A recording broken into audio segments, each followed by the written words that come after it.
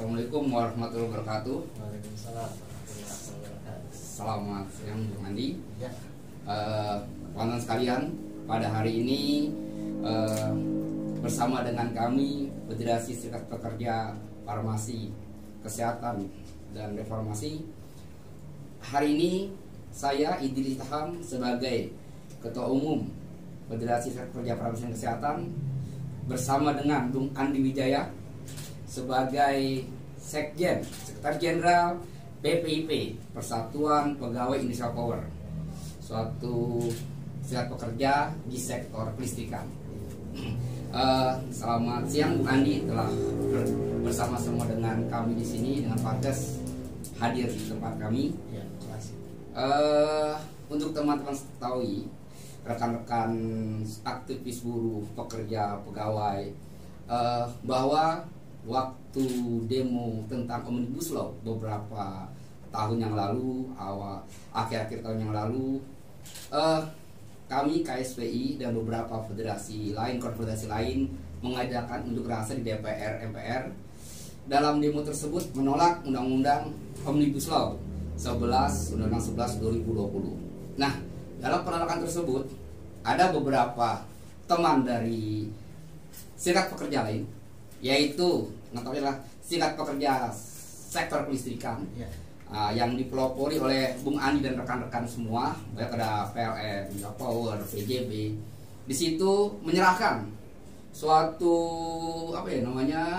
kajian kepada DPR. Ya. Pada DPR itu Bung Dasko kayaknya, menyerahkan, dan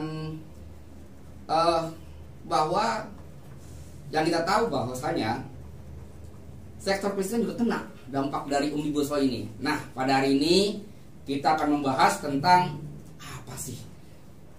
Teman-teman ingin tahu nih, Ya. apakah benar undang-undang yang telah jadi ini 11 2020 ini itu juga termasuk membahayakan bagi sektor kelistrikan, dan apa ini dampaknya bagi sektor kelistrikan dan bagi masyarakat. Nah, teman-teman mau tahu nih. Jadi di luar demo kemarin undang pekerjaan undang 13-nya kok ada yang sektor kelistrikan masuk. Iya. Nah, di sini kita akan mengulas tuntas, memberitahukan kepada khalayak teman-teman buruh khususnya di Indonesia ini dan khususnya dalam masyarakat umum, apa dampak dari Undang-Undang 11 2020 bagi sektor kelistrikan. Nah, untuk itu bersama kami Bung Andi hadir di sini ingin menceritakan panjang lebar tentang sektor kelistrikan berdampak bagi 11 2020. Nah, Bung Andi, coba ceritakan sedikit apa sih yang diberikan ke anggota DPR itu. Nah, apa sih? Ya, terima kasih Bung Andi, silakan. Iya, makasih Bung Idris. Jadi untuk informasi di awal, kami ini PPIP, Persatuan Pegawai PT Indonesia Power, itu adalah salah satu serikat pekerja yang ada di anak perusahaannya PT PLN Persero. Jadi kalau dulu itu ceritanya anak perusahaan PT PLN Persero ada banyak, ada Indonesia Power, ada PJB, tetapi dulunya adalah satu PLN, satu PLN terus dipecah jadi anak perusahaan, sehingga muncullah kami serikat pekerja juga diminta oleh pembentukannya dibidani oleh Menteri BUMN pada saat itu, Pak Tanri Abeng. Nah, kami serikat pekerja di sektor ketenaga listrikan yang saat ini masih ada SPPLN, ada SPPJB, ada PPIP, ada SPEFSPMI, ada Serbuk, Federasi Serbuk Indonesia, itu tergabung pada serikat pekerja sektor ketenaga listrikan. Nah, kami itu membuat kajian terkait dengan perubahan terkait dengan Undang-Undang 11 tahun 2000 tentang Cipta Kerja, yang di dalamnya juga merubah Undang-Undang ketenaga listrikan. Jadi pada pasal 42 itu merubah Undang-Undang 30 tahun 2009 tentang ketenaga listrikan. Nah, di kajian yang sudah kita buat dan yang kemarin sempat kita serahkan ke Pak Sufmi Dasko via Pak ketika sedang demo di depan DPR MPR, itu ada beberapa yang kita sikapi. Pertama, bahwa dulu masih rancangan, sekarang sudah jadi undang-undang. Nah, di undang-undang itu ada beberapa yang kita sikapi. Pertama itu munculnya pasal zombie. Jadi ada 2 pasal zombie di Undang-Undang Cipta Kerja. Nanti kita elaborasi lagi apa itu pasal zombie. Terus yang kedua, hilangnya peran DPR dalam pembahasan RUKN, Rencana Umum Ketenagalistrikan Nasional. Dan juga ketiga itu terkait dengan sewa jaringan, baik itu di frasa dapat maupun di sewa jaringannya, praktek sewa jaringannya. Itu yang kita sikapi beberapa di Undang-Undang Cipta Kerja pasal 42. Itu, Oke, jadi ada 4 pokok masalah tadi ya. Iya. Nah, saya tertarik nih, teman-teman tertarik kalau dengan bahasa zombie kan kesannya kan membunuh gitu kan. Iya. Membunuh dan membunuh lagi gitu kan, mengajak gitu kan. Nah, apa sih maksudnya pasal zombie tersebut? Iya. Nah, Jadi gini, awalnya kan Undang-Undang 30 tahun 2009 tentang ketenagalistrikan itu dipintakan judicial review oleh SPPLN dan kami PPIP dan juga FSUI sebagai pihak terkait pada saat itu. Kita meminta dibatalkannya beberapa pasal. Nah, yang dikabulkan oleh MK itu ada 2 pasal, kabulkan secara bersyarat. Pasal 10 ayat 2 tentang makna dapat terintegrasi atau unbundling, kerennya itu. Dan juga yang kedua pasal 11 ayat 1 tentang swastanisasi, swasta yang bergerak di bidang ketenagalistrikan. Itu dibatalkan secara bersyarat. Bersyaratnya apa? Boleh unbundling, boleh swasta selama masih dikuasai oleh negara. Makna dikuasai oleh negara itu ada 4. Ada pengurusan izin, ada pengawasan, ada pengaturan, dan ada fungsi pengelolaan. Nah, di fungsi pengelolaan itu MK mengambil pokok pikiran bahwa negara via BUMN harus yang mengelola, atau kalau tidak BUMN maka swasta harus bermitra dengan BUMN, di mana pengambilan keputusan tetap ada di BUMN. Jadi artinya tidak boleh swasta murni masuk di ketenagalistrikan. Nah, itu pasal yang sudah dibatalkan oleh MK di Undang-Undang 11 itu dihidupkan kembali sama persis dengan sebelum dibatalkan oleh MK. Kayak kita anggapnya pasal zombie, jadi pasal yang sudah mati dikubur sama MK dibangkitkan lagi oleh pemerintah. Iya, untuk pasal unbundling dan swastanisasi.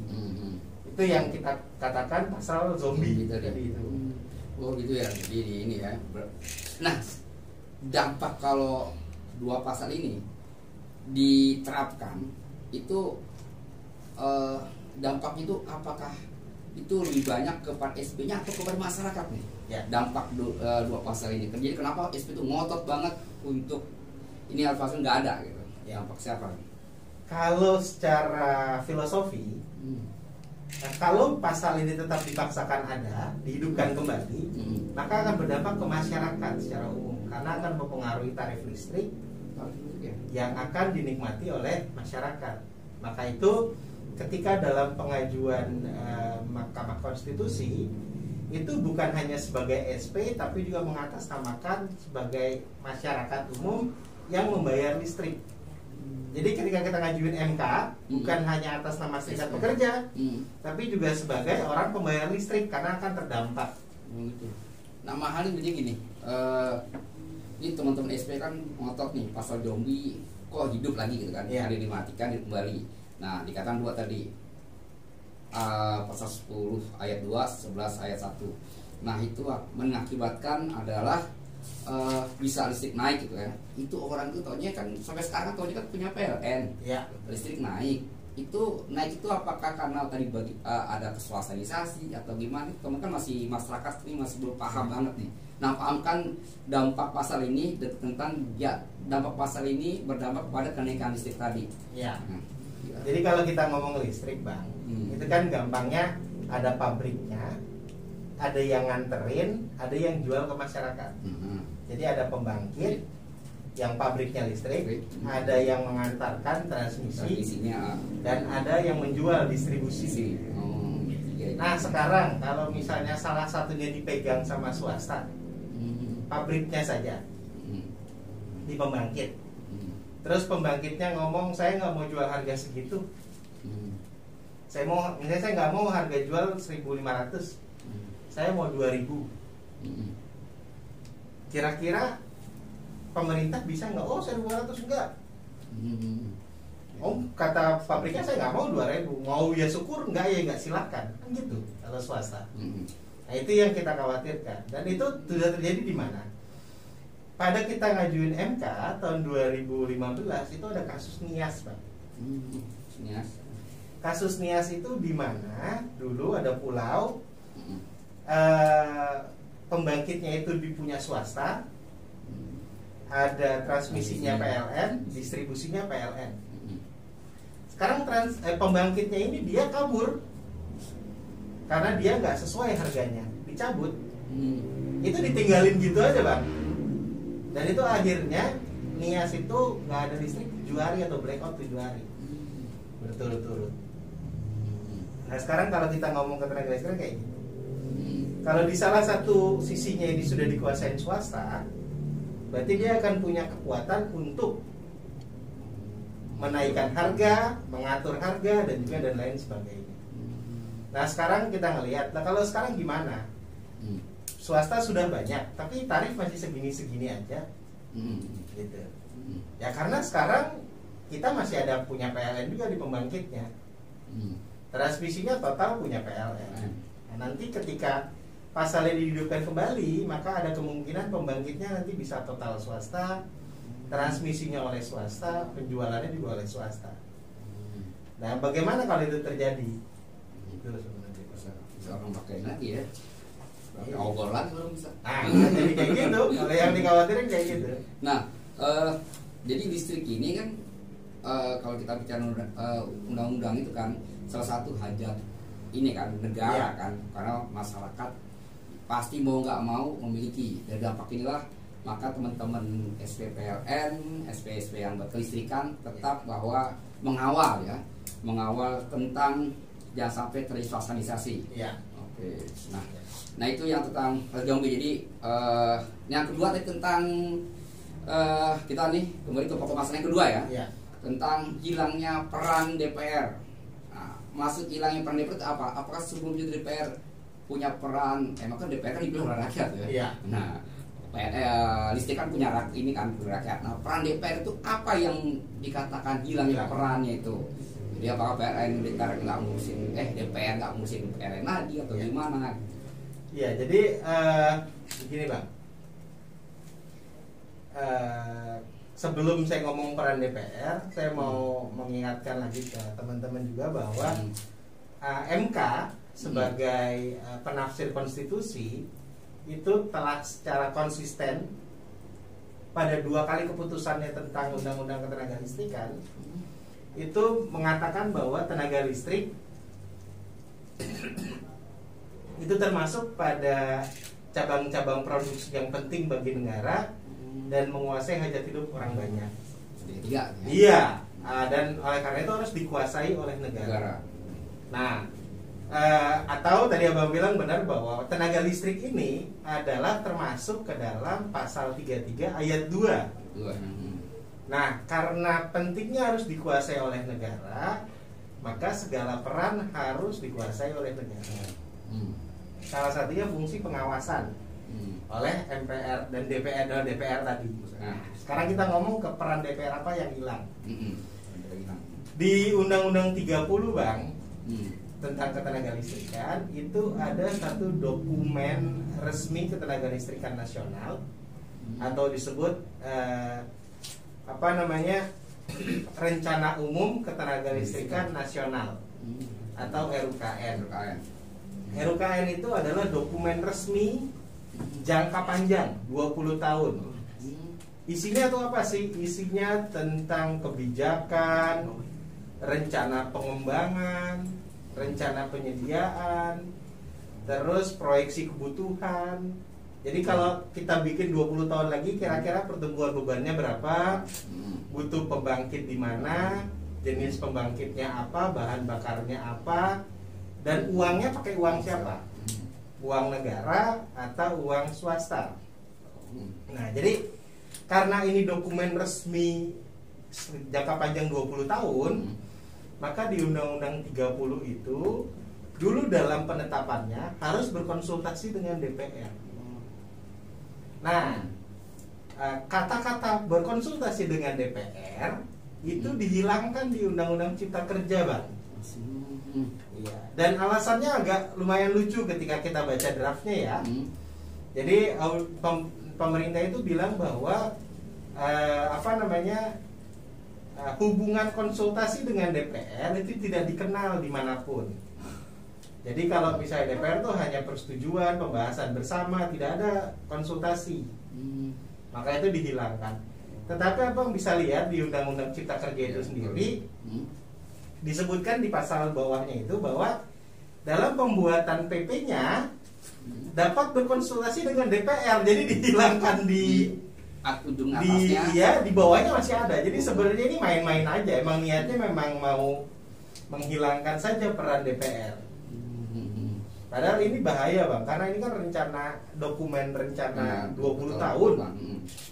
Kalau misalnya salah penentuan jenis pembangkit, terus pakai uang siapa, nah itu bagaimana nanti? Nah itu DPR yang dipilih oleh kita, oleh rakyat, itu fungsinya mengawasi hal itu, nggak boleh enggak. Nah ini dihilangkan di Undang-Undang Cipta Kerja. Itu kenapa ya? Lucu juga ya DPR, fungsi dihilangkan perannya nggak marah ya? Nggak protes ya? Apa ini? Wah, gue lumayan lah ngurangin kerjaan kali. Nah itu saya juga nggak tahu kenapa sih DPR malah nggak ini, padahal ini dokumen perencanaan yang penting. Kalau gitu pada pasal 33 tadi kan untuk suatu hajat orang tadi kan masyarakat semua. Bisa aja kan kalau misalnya oke, di daerah Sumatera kita bangun pembangkit jenis A gitu. Lah wakil rakyat orang Sumatera nggak bisa, yang banyak pakai B, kenapa nggak pakai B? Kan bisa kalau perencanaannya gitu. Betul. Nah, kita nggak tahu bingung deh kenapa DPR-nya pun malah senang-senang aja. Kan buru-buru kali gitu kan 2 minggu 3 minggu ketok palunya kali ya. Oke. Nah yang ketiga nih, tadi katakan bahwa masalah ketiga adalah tentang makna ganda, frasa kata-kata dapat. Iya. Nah pada pasal penjualan kelebihan ini tadi ya. Nah apa sih maksud tadi makna ganda frasa dapat itu? Titik ininya apa yang menjadi permasalahannya itu? Iya. Jadi di Undang-Undang Cipta Kerja di nomor pasal 42 nomor 15 itu merubah pasal 23 yang ayat 2. Ini saya bacakan aja, Bang, biar enak ya. Yeah. Jadi penjualan kelebihan tenaga listrik untuk kepentingan umum sebagaimana dimaksud pada ayat 1 dapat dilakukan dalam hal wilayah tersebut belum terjangkau oleh pemegang perizinan berusaha untuk kepentingan penyediaan tenaga listrik. Maksudnya? Dapat dilakukan dalam hal. Nah,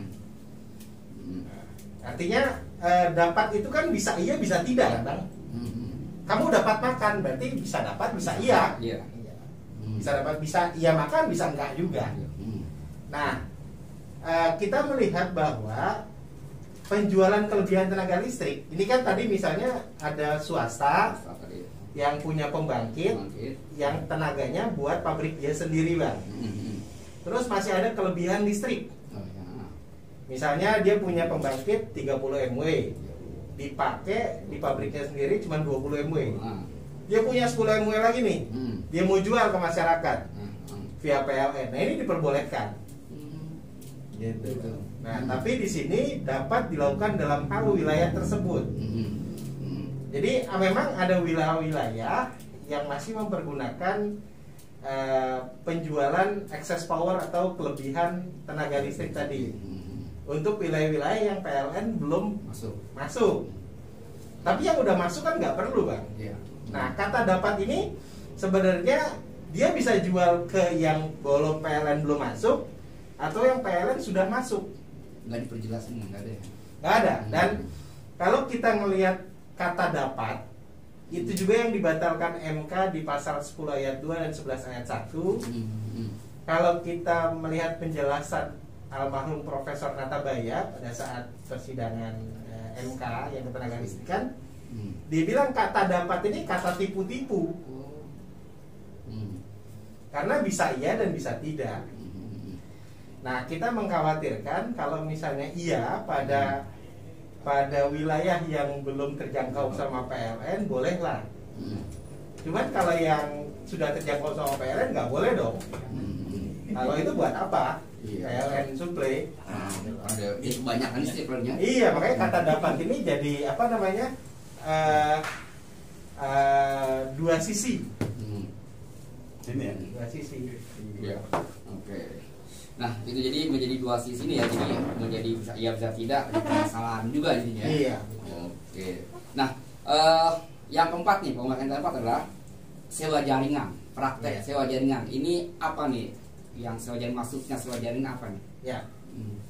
Jadi gini Bang, sewa jaringan itu misalnya ada pihak swasta punya pembangkit di Jawa Barat, dia punya pabrik di Jawa Timur. Nah, untuk ngantarin listriknya itu kan pakai jaringan kan, pakai transmisi kan, dari Jawa Barat ke Jawa Timur. Ya.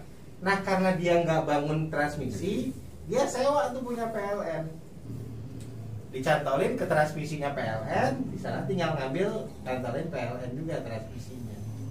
Nah, ini apa nih jadinya? Nah, itu disebut katanya sewa jaringan. Nah, yang kita khawatirkan adalah Bang, kalau misalnya dia pas lagi nyantol, terus ada masalah di pabriknya, terus bikin satu sistem jatuh, siapa yang mau tanggung jawab, Bang?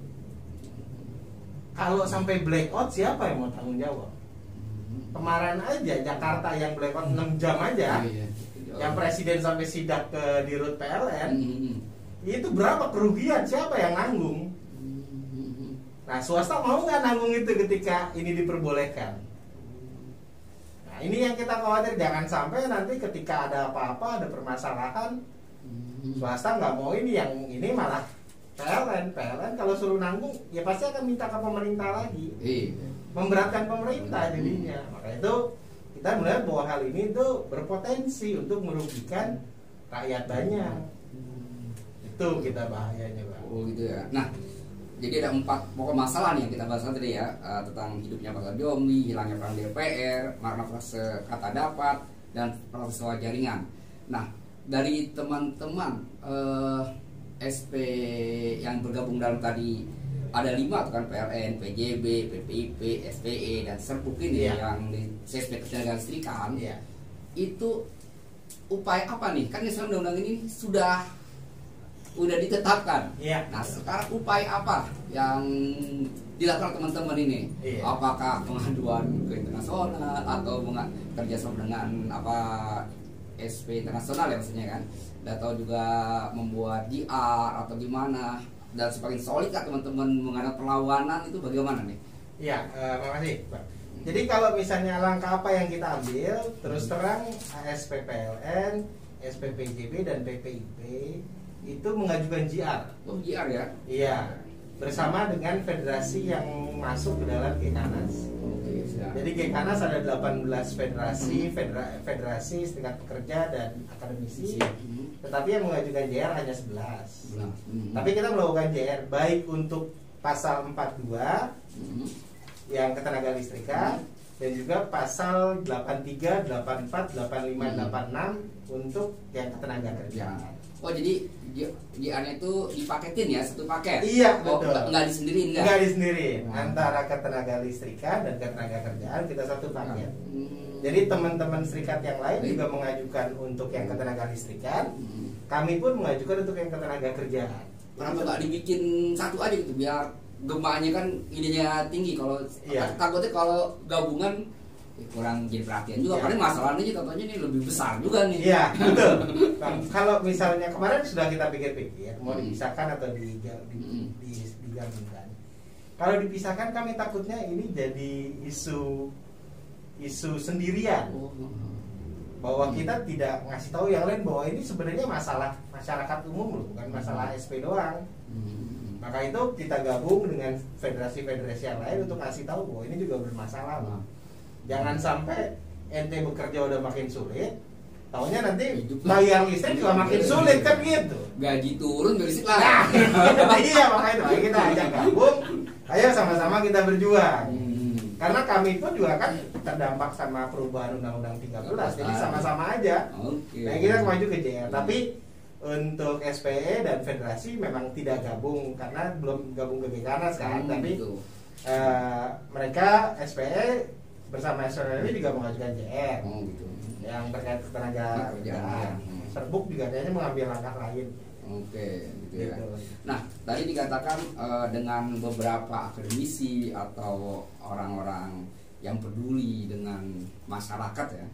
Kira-kira nih setelah Bung Andi lihat, itu kan tadi kan saya katakan tadi di awal itu kan ini sebenarnya kan bukan, kalau dipikir-pikir ini kan bukan kerjaan orang SP doang harusnya ya. Karena kalau bahasa kasarnya gini kan, mau ngapain gaji gue udah gede, gue udah gajian tetap, tapi peduli banget nih dengan masyarakat. Nah, ada nggak tokoh-tokoh masyarakat atau gerakan-gerakan masyarakat yang tahu dan peduli dengan ini dan mengkampanyekan bahwa bahaya ini terjadi nih selain dari SP sendiri, ada juga nggak kira-kira? Ya, sebenarnya langkah ini sudah mau kita kerjakan, artinya belum ya Bang ya.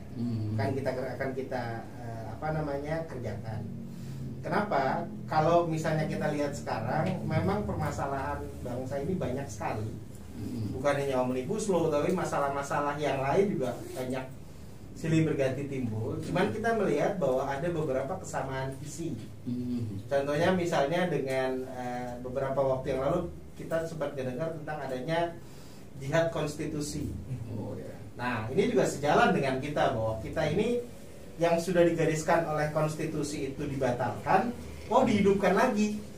Nah, ini juga kita mau teruskan tentang jihad konstitusional. Kita akan coba merapat ke beberapa pihak terkait dengan hal ini, dan kita juga menggalang kerjasama dengan masyarakat internasional via PSI, Public Service International. Gambarnya begini ya? Iya. Kan Parkes juga anggota PSI juga. Nah, dengan PSI ini yang kita jalin kerjasama bahwa ini adalah sektor publik. Sektor publik, sektor yang harus dikelola oleh negara, gitu kan? Maka itu semua orang harus ikut terlibat. Jangan sampai nanti ketika sudah terlambat, baru sama-sama kita mengeluh, itu yang tidak boleh kan? Makanya nanti kedepannya akan kita teruskan gaungnya, biar sama-sama ini menjadi perhatian bersama. Tapi memang kami sadari juga bahwa isu ketenaga listrikan selama ini kan masih belum sebanding dengan isu yang lain, terutama isu ketenaga kerjaan gitu, yang sangat menyedot perhatian orang banyak. Maka itu kita menginformasikan dulu. Karena ini kali ya orang belum perhatian karena bayarnya kan belanjanya kan 20.000, 50.000, nggak sadar gitu kan. Kalau karena belinya kan 50.000 seminggu, 50.000 seminggu. Dan gitu. Ini juga yang kami agak sulit. Kita bilang nanti listrik bakalan naik, tapi buktinya listrik nggak naik sampai sekarang. Nah, bukannya kita pengen listrik naik ya, sebenarnya nggak pengen gitu. Tapi kita ini kan warning sebenarnya. Iya. Maka itu yang kita informasikan, selain listrik berpotensi naik, kita juga menginformasikan bahwa ada perbuatan melanggar hukum dalam membangkitkan pasal zombie. Itu kan inkonstitusional. Iya, betul. Artinya udah dibatalkan oleh konstitusi bahwa itu nggak boleh. Ternyata pemerintah dihidupkan lagi jadi boleh. Kan ini bertentangan. Kita nggak tahu apakah niatnya itu apa, apakah ketidaktahuan atau gimana. Soalnya dari awal yang kita dapatkan pesan dari pemerintah dan DPR bahwa tenang, nanti DPR dalam membuat undang-undang cipta kerja, 1, memperhatikan aspirasi buruh, gitu kan? Dua, segala putusan MK akan diakomodir. Wah, itu janji-janji, wah meriah banget itu. Karena kelamaan lama lagi pemilunya jadi terlupakan. Ternyata begitu jadi ada putusan MK yang lolos. Di ketenaga kerja juga katanya ada yang lolos dibangkitkan lagi. Di ketenaga listrik dibangkitkan lagi. Nah ini yang kita ngelihat bahwa wah ini bahaya gitu. Mau jadi apa kita? Nah, dari yang tadi dibangkitkan itu, yang tadi kan sosialisasi, kita kembali ke sosialisasi. Iya. Dari kan dari pembangkit, transmisi, distribusi. Kan peran negara kan sebelumnya kan hampir menguasai pasal 33 tadi kan, Iya. ayat 2. Nah, apakah itu dipatok swasta sekian persen atau di pembangkit sekian persen, sekian persen atau gimana, atau bisa penuh atau gimana nih? Iya. Untuk teman-teman kajian teman-teman. Ya, kita kan berkajian pada putusan MK, Bang. Nah, putusan MK itu sebenarnya sudah memberikan panduan tentang seberapa boleh sih swasta bermain di sektor kelistrikan. Di putusan MK, di pertimbangan hukumnya itu dijelaskan bahwa swasta ini boleh main di sektor ketenaga listrikan dengan syarat satu, PLN atau BUMN sudah tidak mampu. Jadi kan pada teriak nih, PLN nggak punya duit, tapi mau bangun transmisi, nah itu satu syaratnya. Terus yang kedua, hanya sebagai pemegang saham saja, artinya menyertakan saham saja. Terus yang ketiga, syarat yang lain itu saham dominan harus BUMN atau negara. Kalaupun saham dominannya swasta, tapi keputusan pemegang keputusan tetap ada di BUMN atau negara. Itu aja 3 syarat itu aja. Nah ini kita nggak tahu, sekarang banyak swasta berdiri, punyanya Bapak Anu itu full swasta, punyanya Bapak Anu full swasta. Nah, itu sekarang udah melanggar konstitusi. Kan nomor 1 tadi tidak mampu jangan. Tapi kan tetap ada yang kedua ketiga syaratnya, Bang. Iya, jadi nggak, jadi apa namanya, nggak hanya cukup adil, punya istri kan nggak cukup adil. Kalau megang saham kan kita cuma masuk itu doang. Iya, uang kan. Iya, kalau pengusaha nggak mau lah, dengan bikin gue bikin gitu kan. Bikin masalahnya gitu kan kalau juga. Cuman masalahnya nggak boleh sama konstitusi, karena kenapa? Listrik ini tadi, dia ini menguasai hajat hidup orang banyak. Sekarang kegiatan apa sih yang nggak pakai listrik? Semuanya pakai listrik. Ya 6 jam dulu kejadian itu. Iya. Mati, nah, 6 jam Jakarta mati aja. Enggak. Kita nggak bisa ngambil duit. Dimas nggak bisa pulang nih. Kirim WA nggak bisa. Itu mati 6 jam aja udah begitu coba. Lain banget ya. Iya, sekarang ini kalau sampai suatu kalau terjadi apa, siapa yang mau tanggung jawab? Kita menjaga hal itu saja. Kita bukannya anti dengan swasta, enggak. Swasta boleh selama dia berpegangan sama panduan yang telah diberikan oleh MK.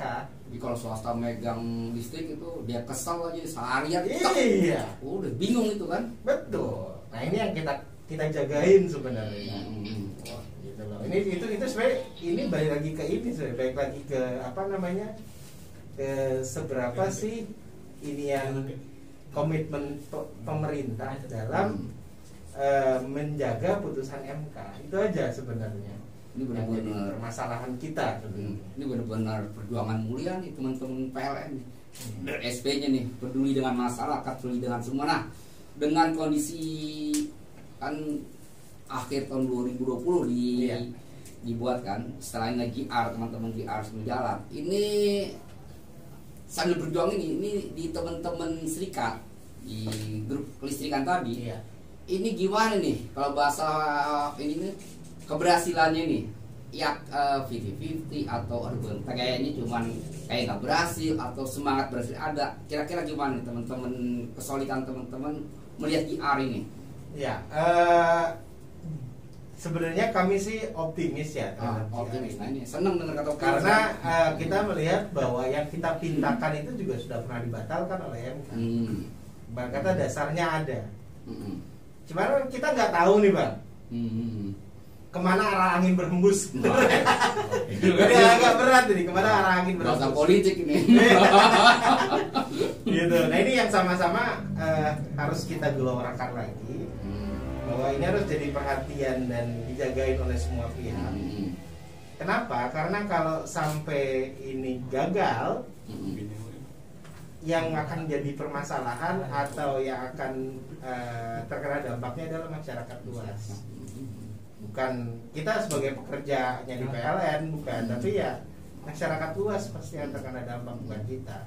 Nah, dan tadi yang berdampak kepada masyarakat. Nah, teman-teman yang paling ngerti ini kan akhirnya teman-teman di SP yang paling ngerti nih.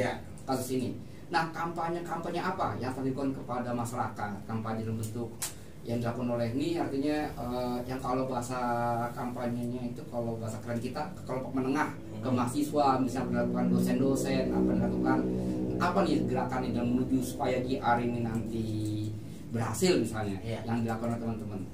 Ya, ketika dalam posisi penolakan rancangan undang-undang, kita udah menggandeng beberapa teman-teman mahasiswa, baik itu BEM dari Universitas A, dari Universitas B, dan kita gandeng, dan kita informasikan ini loh bahayanya dari sistem tenaga listrikan. Nah ini memang ketika disahkan, yang mau kita ambil kan langkahnya apakah turun ke jalan atau mau JR kan gitu kan Bang. Dan teman-teman memutuskan oke, kita JR. Nah nanti JR ini kan kemarin tertunda karena pilkada. Nah nanti ke depan mau diteruskan, baru kita kencangkan lagi gaung. Apalagi sekarang selain Undang-Undang 11 tahun 2000, sekarang sudah muncul PP-nya Bang. Oh, turun, ada turun lagi. Iya, ada apa nih PP 25 tahun 2011 tentang penyelenggara 2021 tentang penyelenggaraan bidang energi dan sumber daya mineral. Energi. Iya. Nah, di dalam PP 25 ini memang mengatur 4. Ada minerba, batu bara, ada minyak dan gas bumi, ada panas bumi, dan juga ada ketenaga listrikan. Oh, jadi ini ya. Iya. Di ketenaga listrikan. Nah, PP ini hampir sama nggak dengan Nah, PP kerjaan? Ya. Saat PP turun, hancur semua. Nah, itu dia. Nih, coba kita bahas PP-nya lagi. Nah, dari PP ini ada 3 hal yang kita lihat menjadi permasalahan. Pertama, sama pasal zombie. Oh, ternyata udah dihidupkan di Undang-Undang Ciker, dihidupkan lagi di PP-nya. Untuk pasal 10 ayat 2 yang unbundling. Unbundling itu ya. Unbundling itu dihidupkan lagi. Jadi di undang-undang yang sama persis 10 ayat 2 di ininya juga dihidupkan lagi. Itu yang kita berbahaya. Nah, yang kedua selain pasal zombie ada terkait RUKN. Nah, ini agak-agak lucu nih. Di undang-undangnya itu bilang RUKN ditetapkan oleh pemerintah pusat. Nah, pemerintah pusat itu siapa sih? Pemerintah pusat itu adalah Presiden Republik Indonesia dibantu dengan Wakil Presiden dan Menteri. Artinya kan yang menetapkan RUKN adalah Presiden di undang-undangnya. Di PP-nya disebutkan yang menetapkan RUKN adalah Menteri. Oh, jadi berani. Nah, jadi ya Presiden jadi dikalahin di situ. Kita juga bingung. Di undang-undang yang menetapin adalah Presiden, di PP-nya yang menetapin adalah Menteri. Nah, berarti kan Menterinya ngambil kewenangan Presiden di sini. Wah, itu udah kacau lagi itu dari hukum kenegaraan ini. Kalau yang tadi kan rekan itu kan bahaya penentuan 20 tahun ke depan. Iya, perencanaan. Sekarang hanya sebatas Menteri. Iya, tadinya presiden aja kita kritisi kan. Dulu masih ada DPR gitu. Ditetapkan oleh pemerintah pusat berkonsultasi dengan DPR. Nah, sekarang berkonsultasi dengan DPR-nya hilang. Yang tadinya di pemerintah pusat yaitu presiden, hilang juga menteri malah sekarang. Ini kayak main-main lah. Dia netapin gitu diganti besok. Iya. Sekarang nggak perlu juga diganti dalam kali waktu juga bisa kan? Nah, yang ketiga itu ini terkait dengan definisi pekerjaan penunjang untuk operasional dan pemeliharaan pembangkit. Ya, jadi di PP-nya itu pasal 37 dan 38 itu disebutin apa saja yang menjadi operasional pembangkit. Operasional transmisi, operasional distribusi itu semuanya bisa diberikan ke swasta. Bisa di-outsourcingkan karena penunjang katanya. Itu bertentangan dengan frasa dikuasai oleh negara tadi itu, Bang. Nah, kalau dikuasai oleh negara kan harus dikelola sendiri oleh pemerintah. Nah, ini boleh diberikan sama swasta segede-gedenya. Berarti itu bertentangan dengan makna dikuasai oleh negara. Nah, 3 hal itu yang bermasalah di PP-nya. Jadi emang dari undang-undangnya ini bermasalah, PP-nya lebih bermasalah lagi. Kaya banget nih negara. Mau dibawa kemana nih? Sebenarnya apa sih mau dibawa kemana dari visi ininya kan? Nah, jadi tadi dikata tentang dari undang-undangnya dan PP-nya, dan tadi kampanye pada masyarakat. Tapi saya masih tetap dengan Bung Andi, bicara Bung Andi, masih tadi ada kata optimis banget nih kan gitu kan. Artinya kita masih punya lah yang tertinggi adalah Undang-Undang 3 UUD 45 kan. Ya. Pasal 33 tadi kan. Semoga aja nih kan. Ya artinya orang tahu lah founding father kita udah berusaha kan pasal-pasal tersebut. Nah, kalau jadi perjuangan ini kita minta ya perjuangan ini tetap harus kita berjalankan terus kan. Iya, betul. Apa yang terjadi artinya kalau bahasa main bola itu kita grecokin terus lah, Iya. kita harus ya kan. Nah, Iya. dari itu tadi ke depan walaupun terjadi teman-teman ini semua kekuatan ya minimal kelistrikan tadi SP bersatu kan gitu Iya, kan. betul. Dan seluruh konfederasi lah, minum konfederasi yang peduli konfederasi pekerja harus dideketin nih Bung Andi. Iya, siap. Nah, udah sampai ke situ deh, sampai jauh itu kan. Iya. Insya Allah kan? Ya, kita sih kan Bisa. kemana saja kita dekati selama memang tujuannya kan baik. Bahwa kita ini menjaga republik ini agar tetap utuh dan berjalan sesuai konstitusi. Nah, memang di beberapa singgungannya kita sudah beberapa kali diskusi dengan beberapa konfederasi, dan ya mereka sebenarnya juga sepaham bahwa ini memang tidak boleh dibiarkan terlalu liberal karena nanti bisa berbahaya. Nah, kalau dipikir nih, kita ya nggak susah ya. Kalau orang nih mendengar perkataan Bung Andi nih, kita dialog kita ini, saya yakin lah namanya anggota dewan itu kalau bicara dari hati ke hati satu persatu itu kayaknya sih ya kan mereka orang pinter ya. Iya. Orang pinter, orang yang peduli dengan negara, rakyat, dibilang rakyat. Kalau dia nggak tahu itu hati nurani bawa kemana gitu kan. Iya, Nah, betul. saya yakin nih kalau cara ini nih mereka ini peduli banget nih. Kalau saya pikiran kita nih, kalau udah pernah bicara dengan anggota dewan secara ini ya. Dulu ketika kajian ini sudah dapat ya, kajian ini sudah dapat, itu kita sudah presentasikan di depan fraksi Demokrat, di depan ketua federasinya Bung Ibas. Kita sudah presentasikan bersama dengan teman-teman di Kanas, dan terutama kita presentasikan adalah ketenaga listrikan ini. Terus beberapa draft aja juga kita masukkan juga ke teman-teman fraksi yang lain.